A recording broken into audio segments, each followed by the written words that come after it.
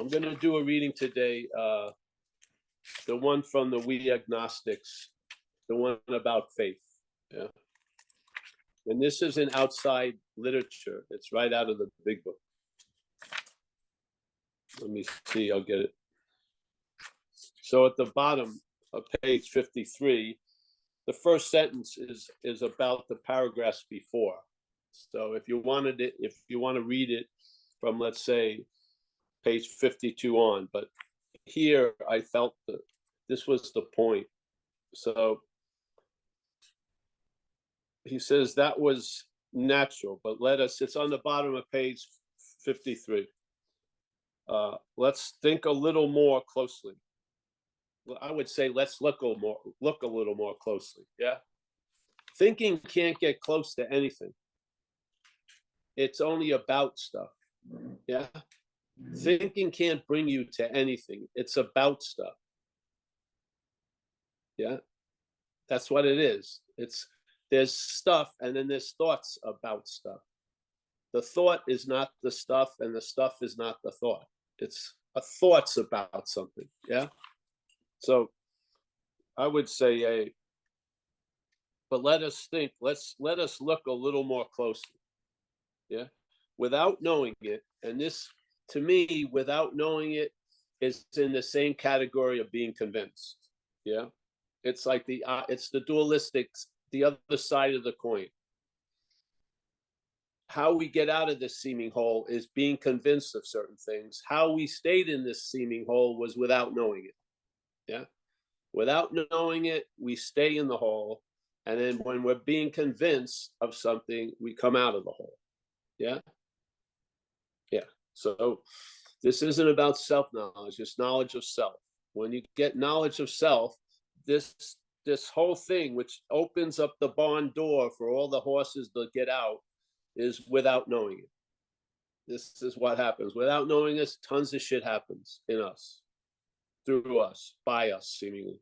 All right. So without knowing it, had we not been brought to where we stood by a certain kind of faith. Now, again, they use the word driven.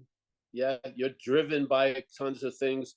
This doesn't sound like you're the cause of this arrival. It says you were brought to where you find yourself. You were brought. In other words, something moved you. Yeah, it's all over the book. This sense of we're not the mover and the shaker that we think we are. We have a new employer and an old employer. We were used by the old employer. We're going to be used by the new employer. Yeah. So it isn't like I'm never going to be used and then I was used. And yeah, no, you've always been used. It's just you can be used by in the way recovery looks at it, you can be used by two things: finite self or infinite. That's basically the poles. Yeah. And what program of recovery is a progression from leaving the trust in finite self and gaining trust in the infinite. Because we are what they say, we are the trust they talk about. They said perhaps there's a better way. Instead of trusting finite self, now who is that's trusting finite self? It's not finite self. Yeah.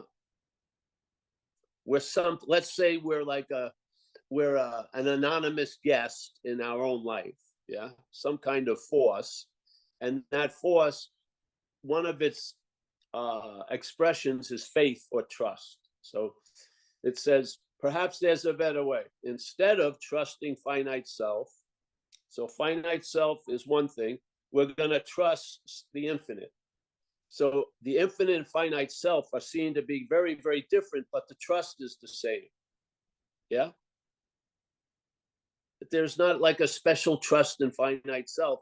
There's trust always, and it's going to be in something. There's faith always, but the faith is going to manifest by what it's in.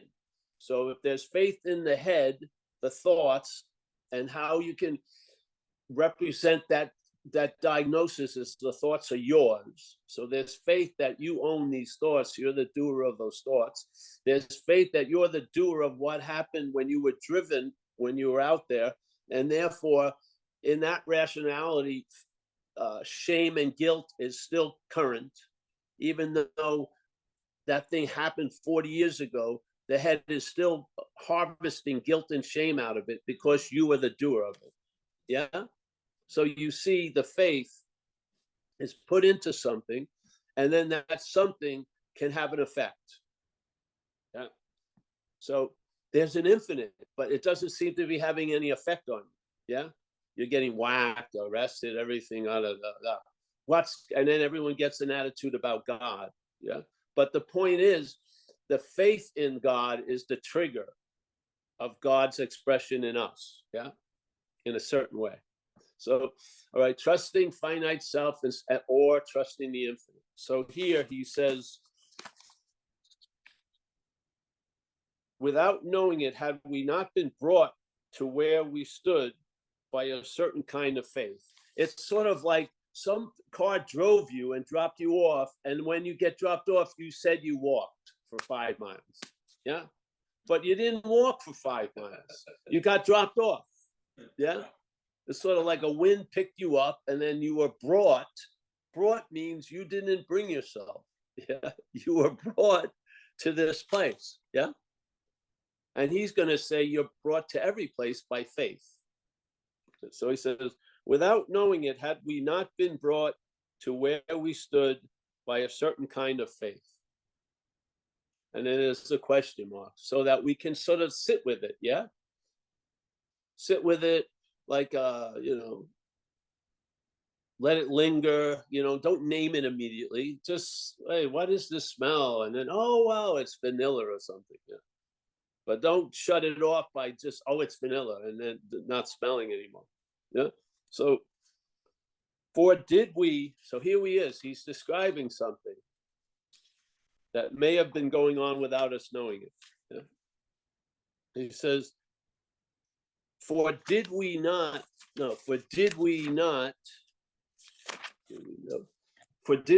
believe in our own reasoning? So let's say belief is trust or faith, yes? What's your reasoning? Isn't it thoughts? Yeah. You think things through.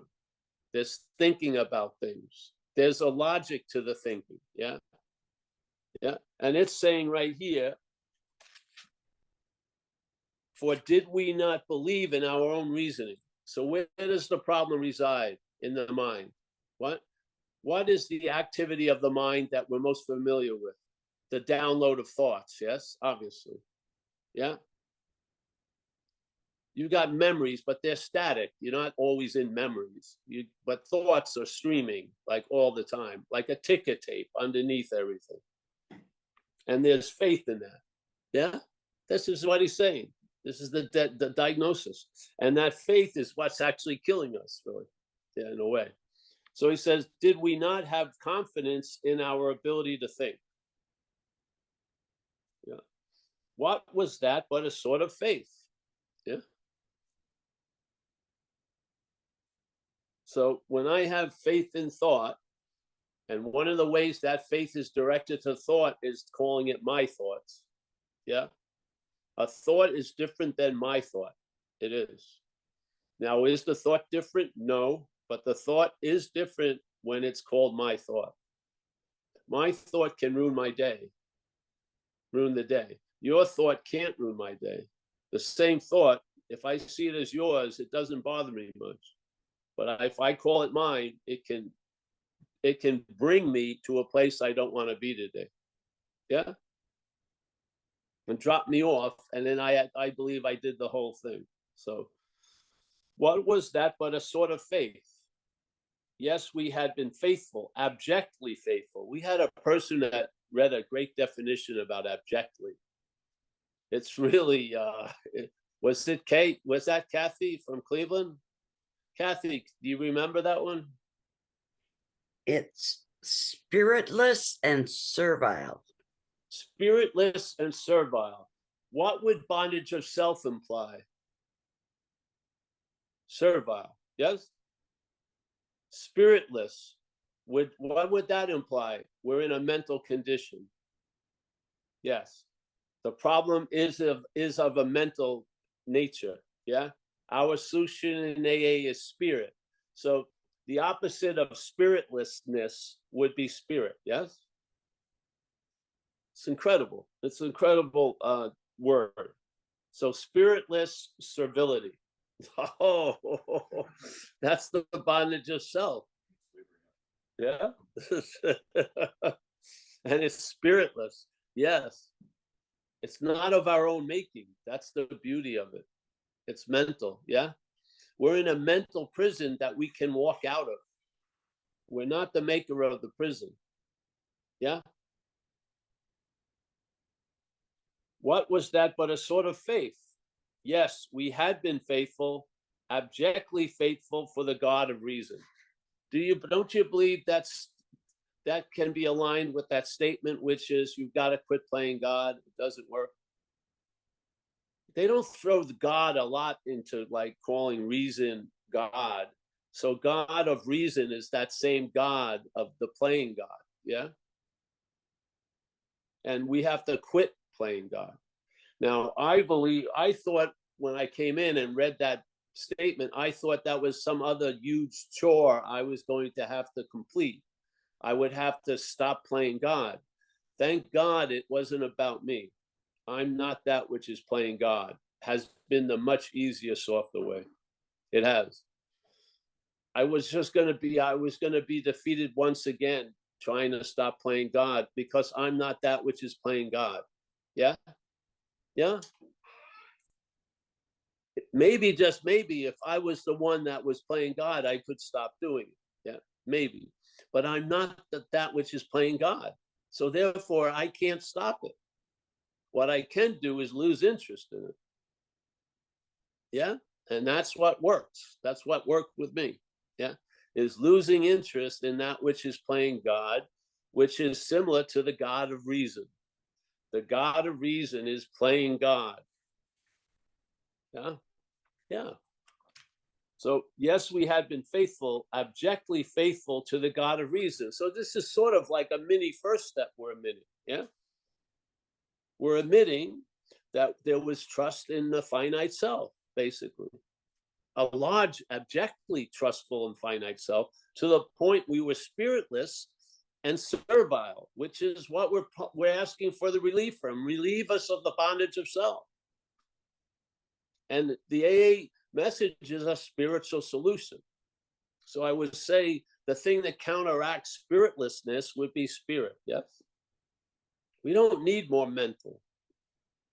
Yeah. So yes, we had been faithful, abjectly faithful to the God of reason. So they're saying they were, and we're going to see. I'm going to concur. I agree with that. Yes, I was. Okay. So in one way or another, we discovered that faith had been involved all the time. Is this moment included in all the time? I mean, if you look at the clock moving and it just left 10:30 and now it's 10:31, that's part of time. And it's saying faith had something that has been involved all the time. Yeah. All the time. All the time. So when I'm fearful, is that a fear? Is that a sort of faith? Yes, it is. Yeah.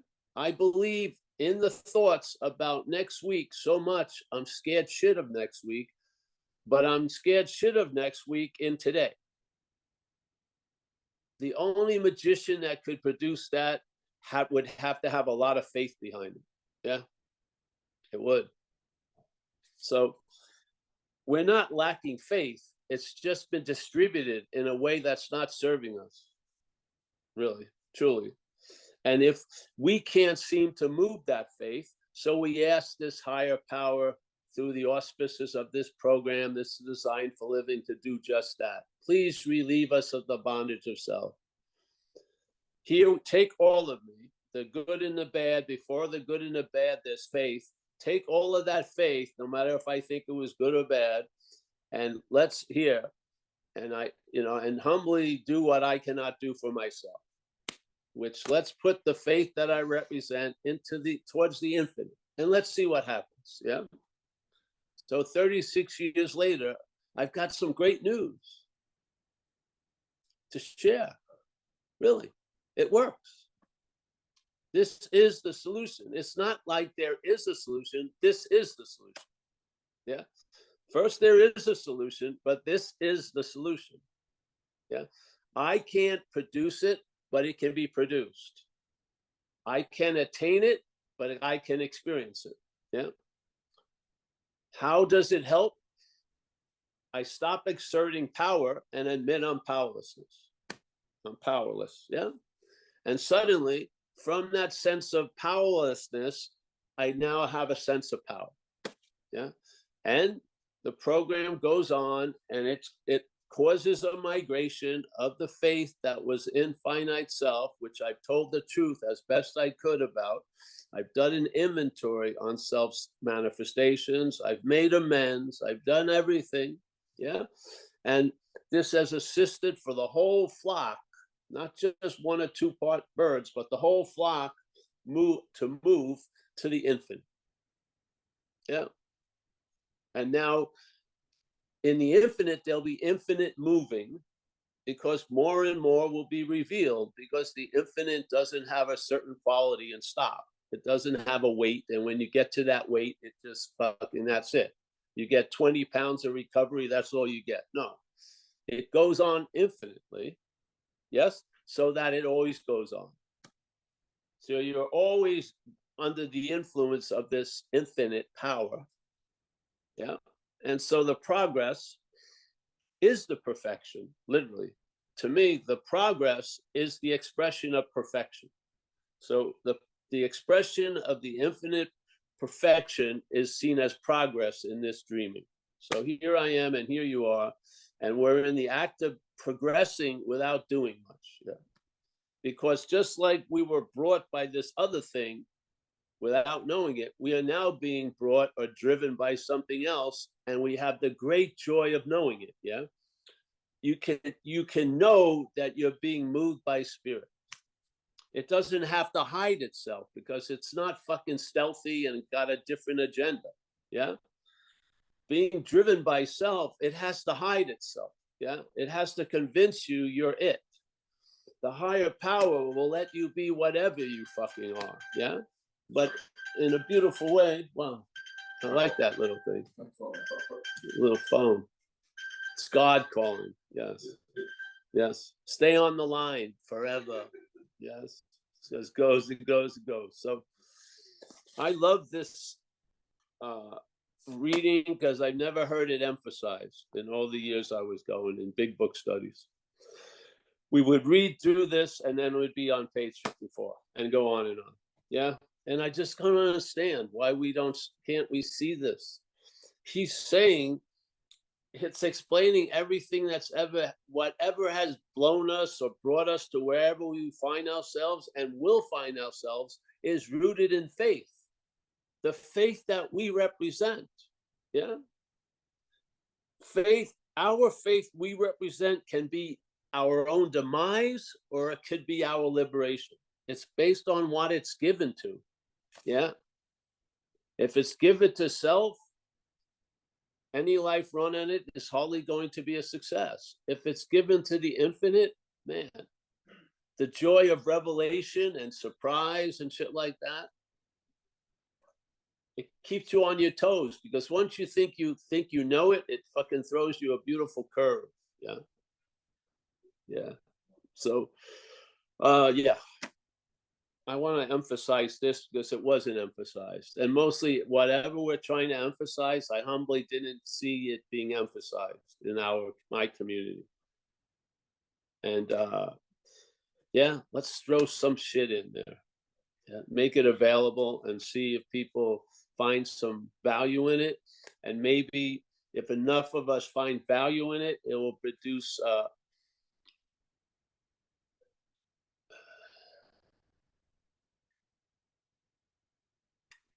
it'll be a plank in our community's understanding, yes, of what's possible.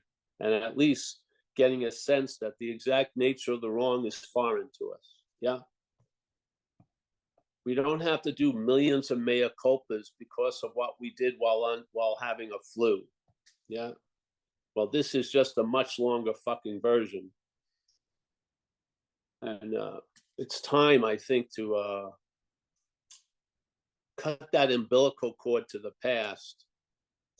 Do you really believe you chose to do that stuff you did while under the influence? I just cannot possibly see that with any kind of conscious eye as being true.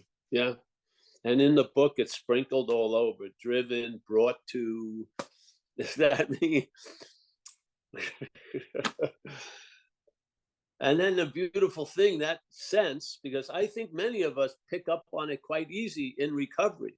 We feel like something has picked us up and brought us somewhere, and something's moving through us to share messages. I do understand why we can't apply that to the old employer or the lower power. Yeah. Because the lower power disguises its fucking shit, and we take the fall for it all. Yeah. While we're giving all grace and gratitude to getting struck sober, all the other blows that we were receiving are all still in the are all predetermined to be hours and hours alone. Yeah. I just don't believe that. And some people I meet, they're proud of it almost. They refuse to give up the fucking past. It's like they're wearing it's like I see it almost like a noose. They see it as a necklace. They're walking around talking about it all the fucking time. And every time I see it, it's getting tighter and tighter. You know what I mean? It's just like wow. You know, shit.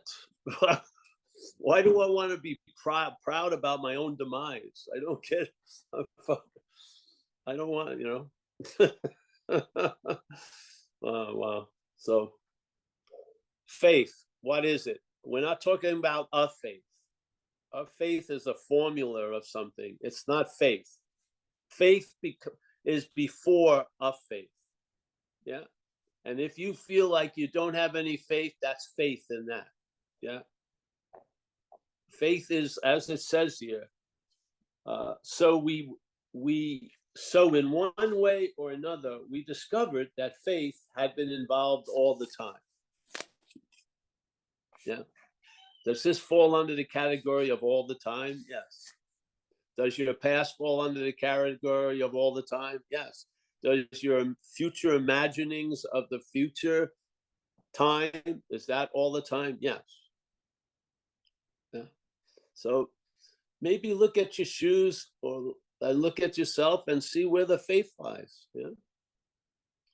If you feel like it's fluttering, going back and forth, just practice our program and you'll get into the habit of being sober.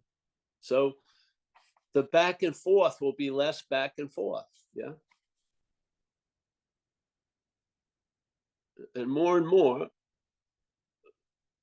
that relief will get more relief, and it will stabilize. It won't be something like comes and goes. You'll be relieved. Yeah. You'll be relieved of the fucking biggest problem of all. Yeah. And you'll have surrendered to an understanding about faith has been involved all the time. Yeah. Yeah. So I really, really love that little section, because don't you feel like you're a power? There's a power there. And that we were said to be the one that was directing it, but was truly self-directing this foreign thing. And now we've been living under a different direction. You have to, I mean, is there any argument the different nature of what's moving you now than what used to move you before? I mean, it's like night and day. It's like, it's just, you started with irritable, restless, and discontent, and then you reacted to that all fucking day. Now we start with content and satisfaction, and we respond to that all day. Completely different. It's like the winding up of the toy is completely different. Instead of clockwise, counterclockwise. and then it runs differently. Yeah, it's the winding up is the same, but you do a different direction and it goes a different way. Yeah.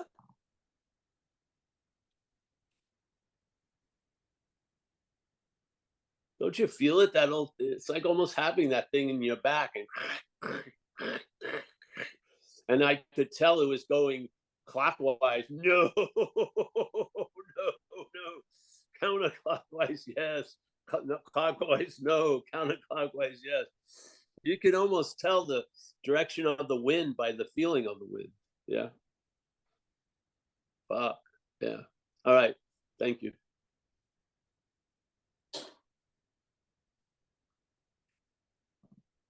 All right, Mickey.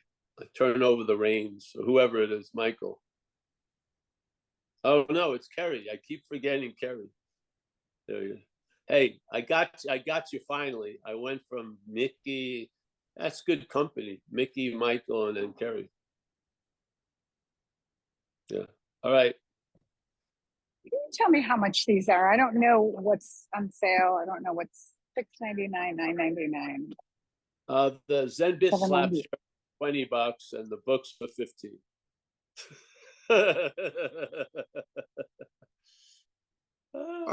Sorry about that. That was Someone got Christine unmuted. Kona. Come on in, Christine. Oh, Christine. That's Christine Kona. Oh, was it buying something? Yeah, come on in, Christine.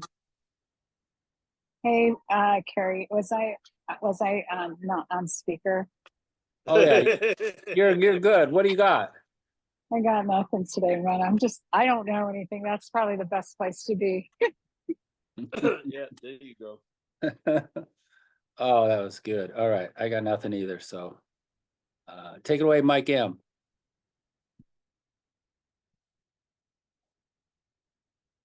Really? What's up, gang? Paul, thank you so much. It's really a pleasure hanging out with you too. I'm just sitting here with the same strep throat I've had for about 3 weeks. But yes, I love what you shared, specifically about abjectly. What a disgusting, fringy thought, the things that we've put so much stock in. And it's great to see when that slowly starts to turn again. It's like, oh, I'm doing this thing I do with nouns, with people, places, and things. And it's so beautiful, you guys, that we get to see this. Like, I don't know. I don't even know.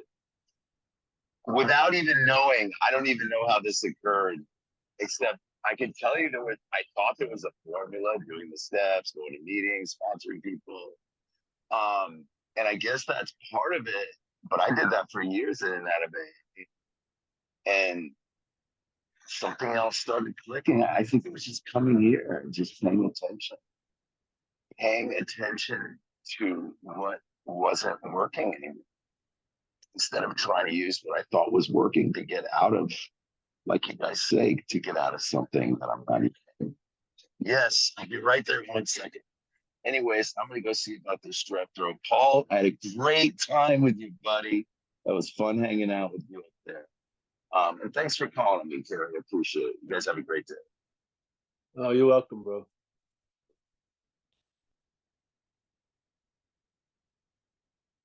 Without knowing it and with knowing it changes dramatically what comes after.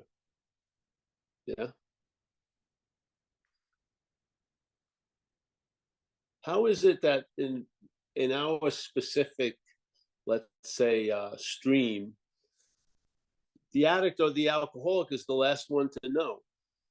It's such an interesting phenomenon that the one who's seemingly suffering the most is the last one to know. That's not just a phenomenon, that's a setup. That's how it works. How the parasite neutralizes all these possibilities the host represents by having the host convinced it's the parasite. It's amazing. It's just nuded us to a servile, spiritless condition. Really. It's put us into a servile, spiritless condition, seemingly. Now, that's the beauty of the message. There was a solution, there is a solution, and there will be a solution. Yeah. And that this is a seemingly hopeless state of mind and body, which means it appears to be true to us that it's hopeless, but it's not. Yeah. And by changing the mind, or by, let's say, accessing the heart for some people, or spirit, that which used to be taken to be a hopeless state of mind and body, there's a possibility that it ain't. And this is the little bit of light that's needed to open up the whole door. Yeah. So there is a solution, there was a solution, there will be a solution. Yeah. Beautiful. And it's loss of interest in self, or as St. Francis says, it's in self-forgetting that we're reborn. Yeah. Now, everyone would sometimes love to be reborn, but the dilemma is the self-forgetting, because they would like to remember that they've been reborn as a self. And this is why shit doesn't work. We want to be there to have it, and we're the reason why we're not having it. So it's through our absence, the sense of presence becomes so commanding, is by our absence. So you lose interest in you, the you that you're not, and then you gain interest in what you are. You could say it's quite, it seems to be a speck of what infinity may be. Yeah, so there you go. And what does the program do? It diminishes the mental condition and allows another unknown before, unsuspected in a resource, which is the spirit. Yeah. And the spirit is what brings the relief from the mental, not the mental bringing relief from the mental. It's the spirit does. So, yep. I mean, if you've been driven by something for 36 years, you get a good sense of it. Yeah. You do. I mean, you're not 2 levels below a coconut. You have an ability of you're sentient. You can, like an amoeba, can probably feel something if you stick it, get close to sticking it with, a little amoeba. We have the ability to recognize something that has been moving us for 36 years, sobriety and stuff. I mean, it should be quite intimate, I would imagine, with us after a while. It's like the unseen partner, it's the unseen lover and everything. It's just, it doesn't leave the toilet seat down or up, whatever. It does, it's, yeah. It's cool, very cool. So I hope you've run into it. And I hope if you can check out by doing an inventory, and if you've done an inventory, to go back and reread it in a different way, which is, the resentment is not yours, it's a manifestation of self, and through these manifestations, that's how self has defeated us. Yeah, you got the information there, just look at it with another pair of glasses. Yeah, I was taught to look at it as my resentments, my fears, my harms to others. That worked, I stayed sober, but something was still giving a lot of shade, that which had defeated me. Yeah. Then when I looked at my role in things, the second time I looked at self's role in things, and self's role in things and my role in things were quite synonymous. Yeah. And I realized they weren't my role in things, it was self's role in things in most cases, really. Yeah. So, this idea of holding on to some kind of, I still have some control, I don't feel that, but whatever, however you want to hold it, it's fine. But this idea of looking at it again, the same information I did with my first 2 4th steps, until I realized I needed to do a second 4th step because I didn't see my role in things in the first one. So the second one, I saw my role in things, and that was sufficient. And then I did 10 steps, most of the time. Never did another big 4th step because I thought that it was enough. And then it was nice to go over in my own head the fourth step information with the vision that these are manifestations of self in my life, and this is how it has defeated me, and how it really continues to is allowed to defeat me is I call its manifestations mine. That's the diagnosis, and that was a wonderful awakening. Yeah, so I didn't have to hold a bag of shit that it pooped 40 years ago to this day, and I could put it out, drop it. It wasn't mine to begin with.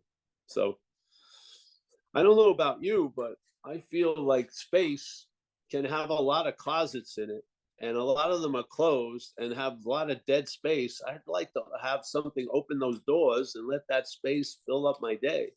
Yeah, I would. It's sort of like if you had air and you only get 50% of air that the lung needs. Yeah, the effects are going to be very, very, very profound in maybe a negative way. But to have that space of being free from the past, yeah, and not constantly revisiting it all the time, like a museum or a memorial or something, or maybe like a punishment cell, so you can do a mea culpa trip. It was nice to have that door not need to be closed or barricaded. It can stay open because I'm sort of clear the shit I did under the influence wasn't me doing it. That's how I see it. So, and that's why we're here and we try to pass it on. Maybe it will work for you. Yeah. If it doesn't, go just to keep thinking they're yours. You know, hopefully you can domesticate them enough, and you know, maybe they won't bite you in the ass if you're friendly to them all day. I don't know. I don't believe a parasite can really change its nature. I don't. It's just like the snake is going to bite you because it's a snake. There's no other story really. You can make up a story why it bit you, but the fact it bit you is because it's a snake. That's its nature. Yeah, but it did. But you can go on and sell it to other people, and they'll agree. Yeah, the snake I had bit me because I did. No, but really, you were bitten because of its nature. It's foreign, you know. Its nature is to bite. Yeah. So a parasite nature is to be parasitical. That's what happens. Yeah. Can I come to terms with it? You can try. Yeah. Can I live with it? Well, not as it, I don't think. But yeah, so all power to you if it's working. If everything is subdued and your resentments are pleasant and your fears are just, you know, I like that little shock every second of the day. And harming does to others has been rationalized by some kind of, this is manifest destiny for me at the expense of others. Who knows? I have no idea. But I much rather just see it's not me and then live from there every day. Seems to work. All right. Thank you. Thank you for letting me ramble on.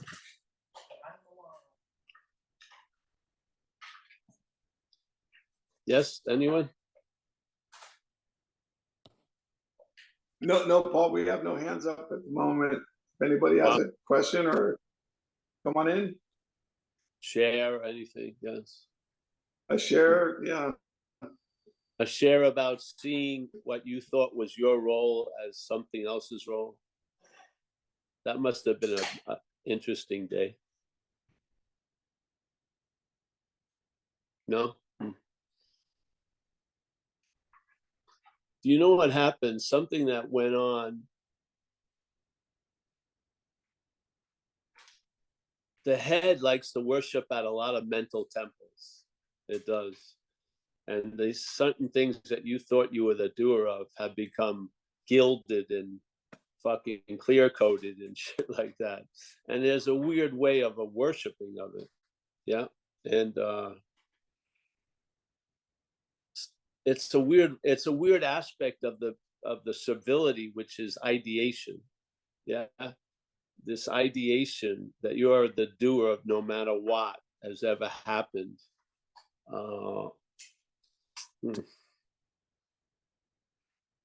remember that story by the lady from Freedom from Bondage, where she talked about she was a real alcoholic and she got into AA and she had this resentment most of her life that she thought this was the propaganda from the parasite she had been listening to for years, that she would do anything to drop it. Yeah.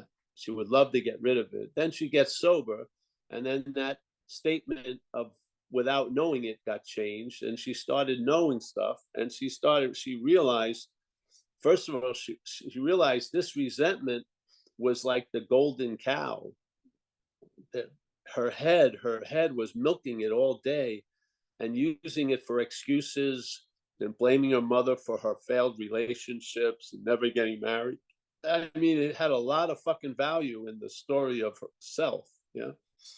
And she got that, and she realized if she didn't get relief from this resentment, she was going to drink, and in her case, drinking was to die.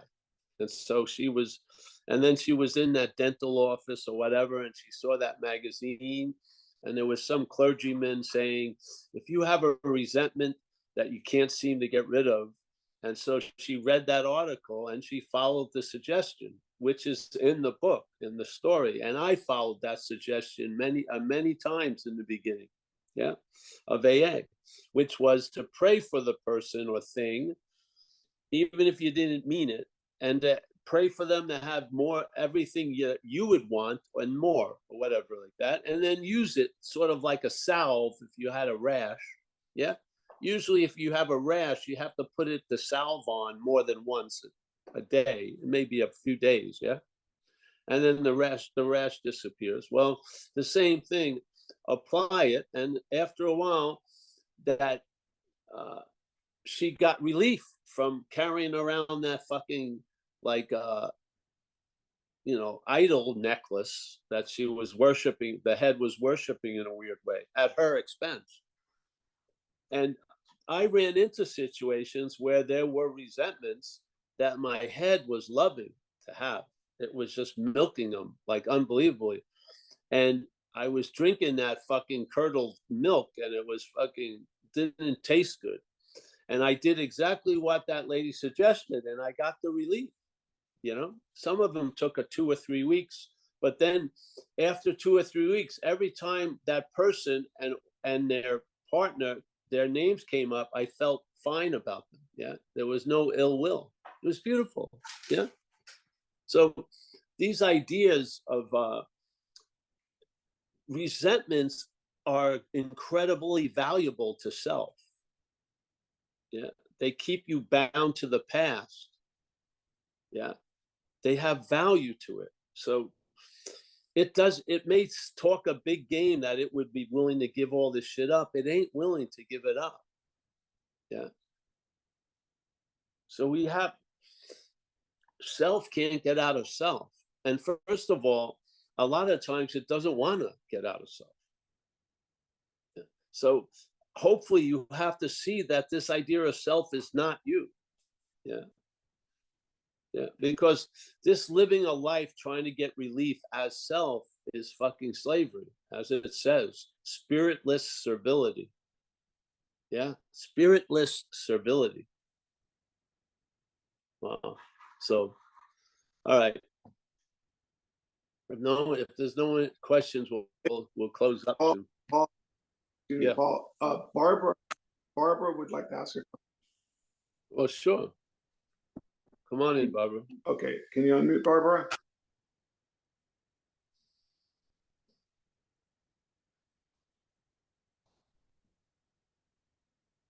Okay, can you hear me? Barbara, I just asked you. Yes. Okay. Hi, Paul. Let's see. I've been in recovery. I've been sober for about 12 years, and I got sober in 2012. And in 2018, I found you. I don't know how I did it, but you came up on my YouTube, and I listened to you for a couple of years on and off. And for some reason, my head said I couldn't take it no more.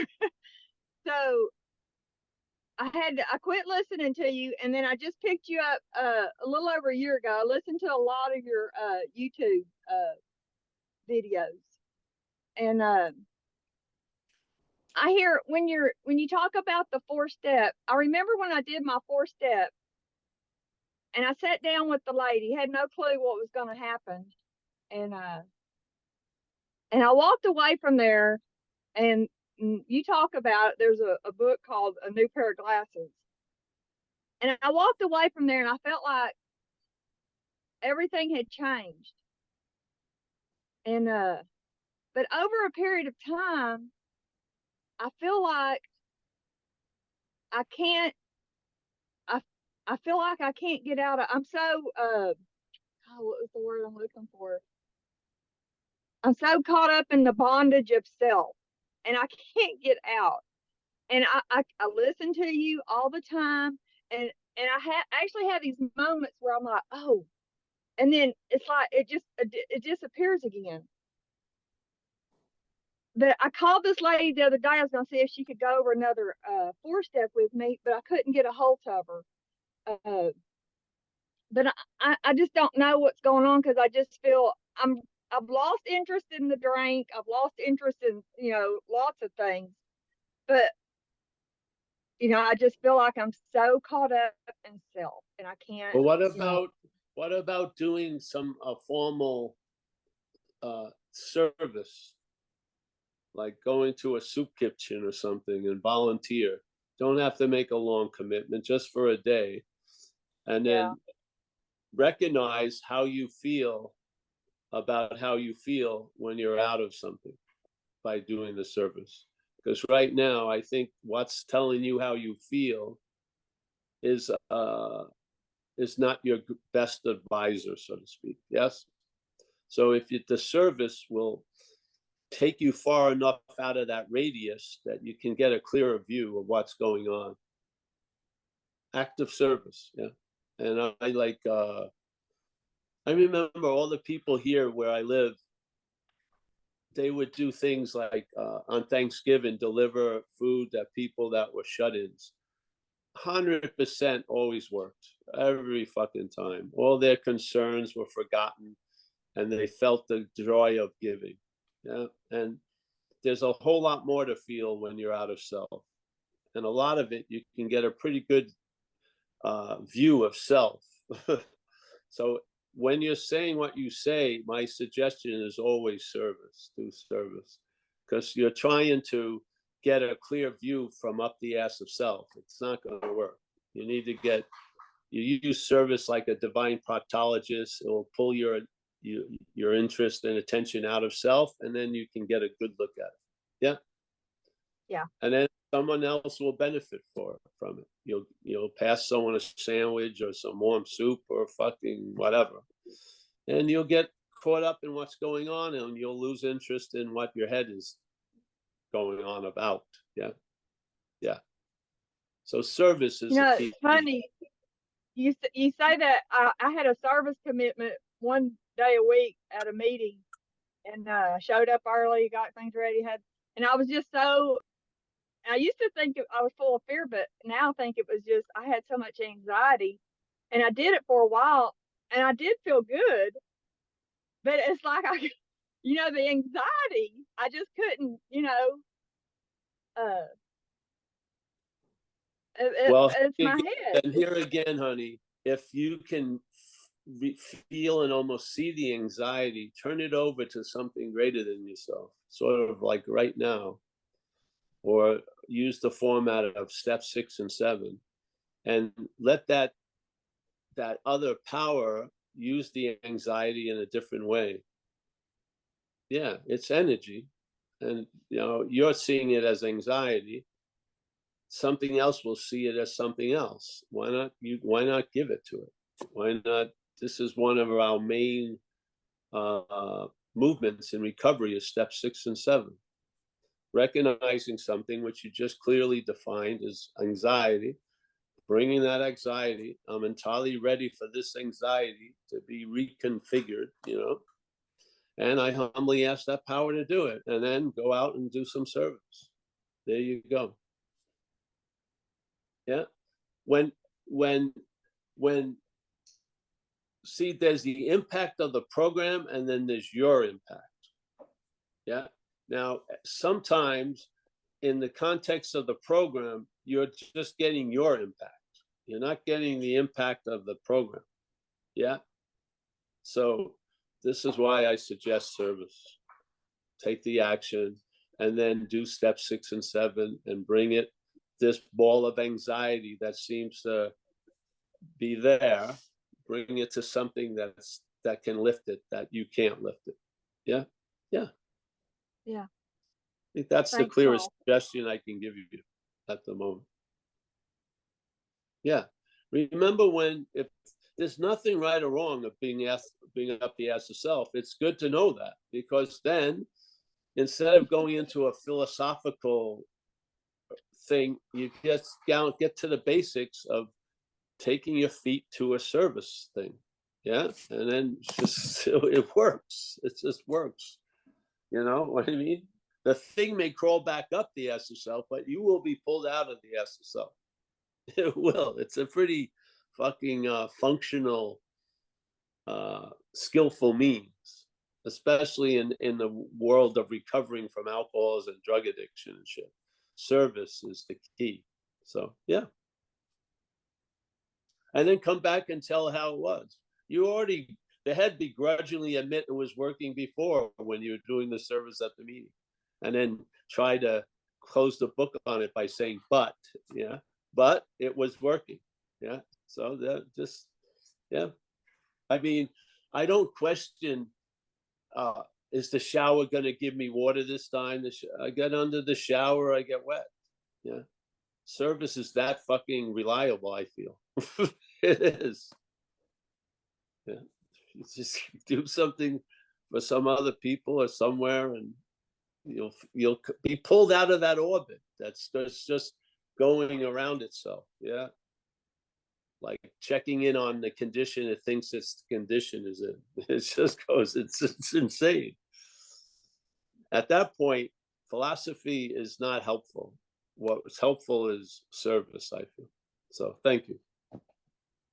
Thank you, Paul. Yeah, you're welcome. Yeah.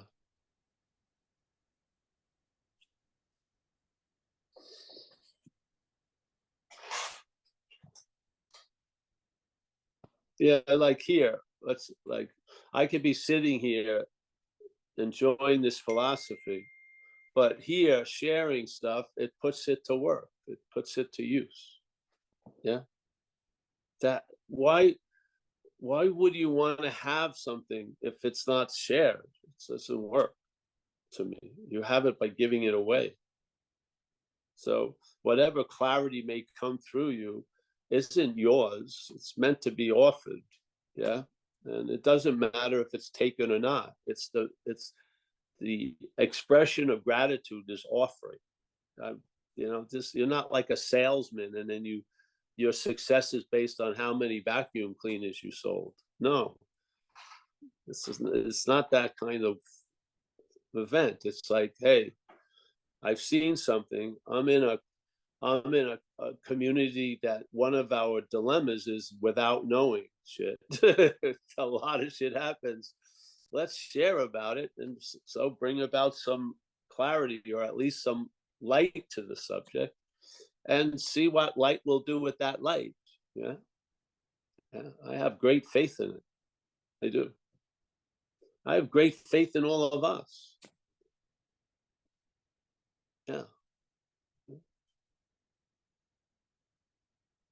Being what you are is a fact. It's not an achievement. It's a fact. You're not achieving being what you are. It's a fact. Something is trying to be something else. And we may be in a relation of obsession with that. And therefore we may need a program like this. Yeah. Yeah. But being what we are is caught with, this is going to happen with no thought or effort on your part. That's being what you are. Yeah. Yeah. So, and while being what you are, other things happen. It's nice to recognize, instead of pulling out a philosophical book, go out and do service. And then tell me which worked better. Probably doing the service, yeah, than reading more philosophy. Fantastic. Yeah. All right. Thanks. I think I'm going to say goodbye soon, unless you have another question. Lynn had her hand up, and then she put it down. Well, that's Lynn, great. Lynn, did you want to ask something or say something? I didn't have a share. I mean, I didn't have a question. I just had a quick share that you were talking about resentments. And I just wanted to share that I not focusing on the resentments and not referring to the memories. They're erased. They've become erased. I have to work hard to try to remember what I used to resent. That's all I wanted to share. Yes. It's beautiful. That's right. You're so, yes. You know, here is pretty convincing you're here, you know?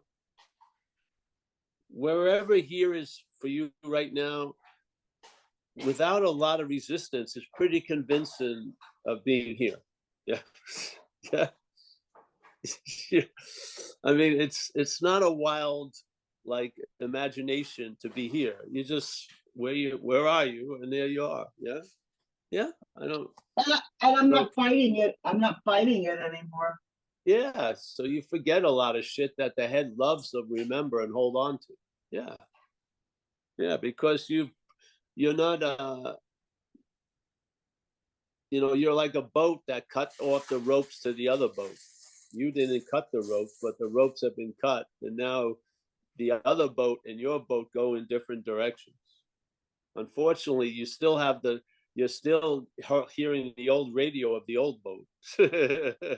But if you just look at where you are, you see you're in a whole totally new direction. But you're going to keep hearing the old radio from the old boat. Yeah. But it becomes more and more distant. Yes, yeah. One time I got arrested on a bridge because when they pulled me over, they asked me what bridge I was on, and I said I was on the Bay Bridge, and it was the Golden Gate Bridge. So it was obvious that I did not know where the fuck I was. Yeah. So this is sort of I like feel that way right now, Paul. Yeah. Honest to God. This is the way it works. So, yeah. Resentments have to be given life. Yes, they've come and gone. Someone has to breathe life into them. The head loves to bring us there to breathe life into them. It does, because it's part and parcel. If you're not here and you're here remembering that you were here, this is what the head does. It has us remembering we were there to really eclipse the fact of where we're here now. Yeah. So it has us going to stories constantly. So you were there, to try to combat the obviousness. We're here.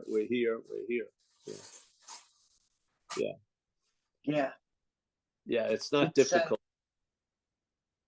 It's simple, but definitely it's simple in essence. Yes. But definitely takes love and attention. Well, hopefully many of us are in the habit of being sober. That's like swimming without a stroke after a while. So, yeah. So, are you the one that gave the beautiful metaphor of fish swimming through water, leaving no mark, birds flying through the air, leave no mark, leave? Yeah. That's Yes. beautiful. Yeah, it's It like keeps that coming in a to my way. head. The Yes, it habit does. of being sober is the greatest insurance policy one can get. You're in the habit of being sober. So, and if you're like a slacker like me, yeah, I don't want I'm to a try to slacker. break out of it. It's hard. So now I live in the confines of that habit. It's great. It's the best Thank you, habit Paul. I've ever been under, really. Is the habit of being sober. It is, really. You can get really high. You don't get pulled over. You don't have to kiss someone's ass for it. It's fantastic. Yeah. Yes. Yeah. Thank you. Hey, oh, listen, I'm going to take off. We're going to go on our bicycle ride with my lovely gal. There she is, Amelia. We're down south near San Luis Obispo, in a place called Los Osos or something. It's got the fog, and then up here it's lifted, so it's pretty cool. We're gonna get on the bike and truck around a little. I'll see everyone, if you like, on 4:30 Pacific time from Los Osos. Yeah, and yeah. Hey, man, there is a solution. Yeah, we're being the solution now. Fucking far out. Yeah. How simpatico can you get? There is a solution, and you're being the solution. There you go. Yeah. We're all at the point of sharing, man. Yeah. Yeah. Yeah. Yeah. Yeah. Yeah. Yeah. Yeah. Yeah. Yeah. All right. Thank you. I'm going to say goodbye. Kerry, thank you so much, Kerry. Mickey, as always. Michael, Stacy, Kathleen. Oh, this is like a murderer's row right there. Kathy in Cleveland. We got Axel. We got Melody in Phoenix. Nice to see you, Melody. We got John K. Miss Volkman. John S. Florida. Roman Mueller. We'll be seeing, Amelia and I will be seeing Roman and Barbara in Italy soon. Very nice. Oliver, Berlin. Joseph in France. We got Sean, Laurie. We got Lynn D. In a clear sky. Mike M. Hope you feel better, Mike. Barbara E. Christine. Rick Rowe, Toronto. Ben. Tom M. I think I have everyone. Thank you so much, really. Thank you for all the support and all the donations and all the donations of your interest and attention. I mean, this is what we have to offer. It's very powerful. So I really appreciate everyone helping me in a lot of different ways. And if you've helped me and I haven't individually thank you, just get that I thank you. Yeah, I just I'm lazy. I don't want to go into Messenger or fucking shit, WhatsApp, and yeah. And what do I say?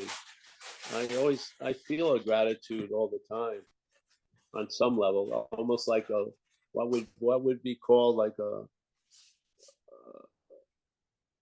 a low fever. It's a little gratitude's cooking. Yeah, because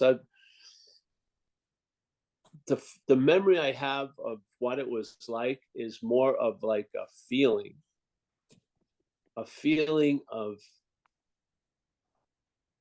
of dread met, and hopefully never to be met again. Yeah, so it really it's like a living thing in me. Because to me, I think hell is a subjective event, and the closest thing I've ever been to hell has been under the influence of active addiction and alcoholism. It really was imagining a hell realm. It really was. It was something fucking else, and I have great respect for it. But I have greater respect for what has saved me from it. Yeah. So, yeah. Yep. Thank you.